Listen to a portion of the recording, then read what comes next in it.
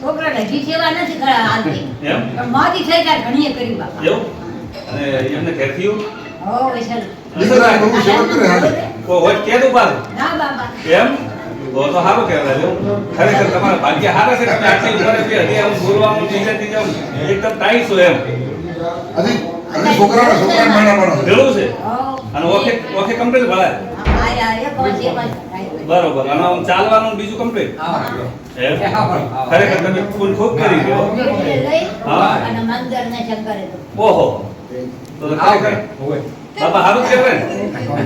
ખરેખર મારી છે પણ 80 વર્ષના છે ખબર નથી પડતી ભાઈ એ જીવ પર નતો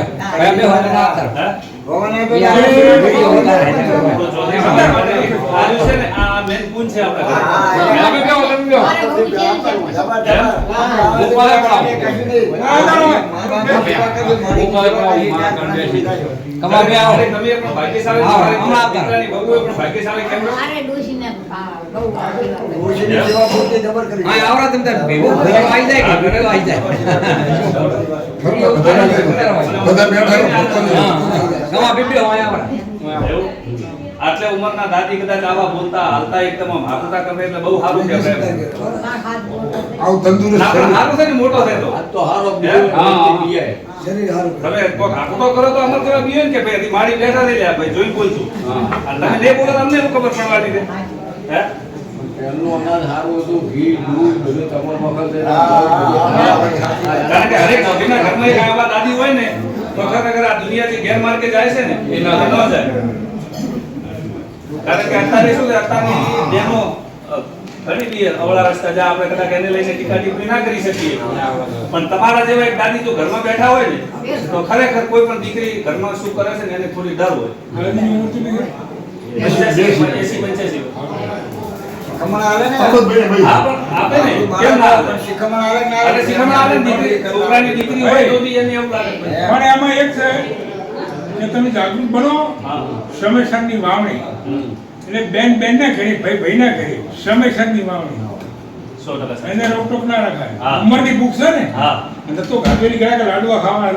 હા 100% રાધાને ધરાઈ જાય ને એટલે બેન હોય કે ભાઈ હોય ઉંમરની ભૂખ છે એને ખરી પણ આપણે તો બાબા કેવું કરે છે ખબર છે બાયણે ચાર ફેરા ફેરવીને ઘરે મેલે તો કે એમાં તો ભેદવા નહીં આવતી બેન આવે ને મિલરી હોય આપણે તો આવ બે જણા કઈ પડી કારણ કે આપણે તો પહેલો પ્રશ્ન એક કે ભેદવા નહીં આવતી એમાં એકલી છે સાચું શિક્ષણ છે હે તમારા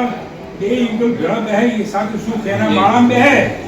તો એને થાય હા તો બચ્ચો થાય તો એને ઘર લાગે અમને ખૂબ પણ તમે સમાજ શું કરો? બહુ મોકો મળ્યો તો અમે આપ્યો છે તમે એને માળામાં બેહે તમારી ક્યાંય આશી છે પોતાની ઉંમર ઓછી થઈ ગઈ સમયસરની વાવણી હા 100% સમયસર થાય આપણી બેન દીકરી કોઈ ભાઈ તો એ એને ખરી પણ આપણા સમાજની બે દીકરીઓ હતી આપણું ખૂન શું છે ને એ હતી બેનોને ખબર જ નથી અને તો તમારી ભાગી જાય હા એનું સિંચન કોણ કરે? મારતો સિવાય કોઈ ના કરી શકે અને તમારે શું છે? વધેલો ભાગ ટિકિટ પડી ના રહે હા 100% છૂટા પૈસા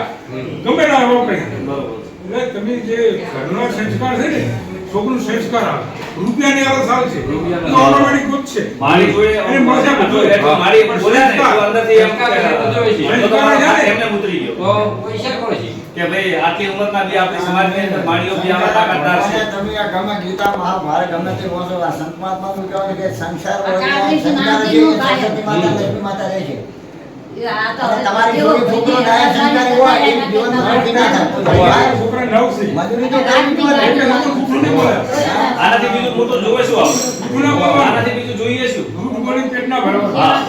આજ મહત્વ છે ને આપણા માટે રાજે ઉઠી ઉઠી ગાડીઓ આવે સેવા કરતા લોકો હા એ જ કામ આવે છે મારી રોજ જ્યારે છોકરો બહાર હોય ને તો આપણે ચિંતા ના હોય કે આપણે ખબર પડવા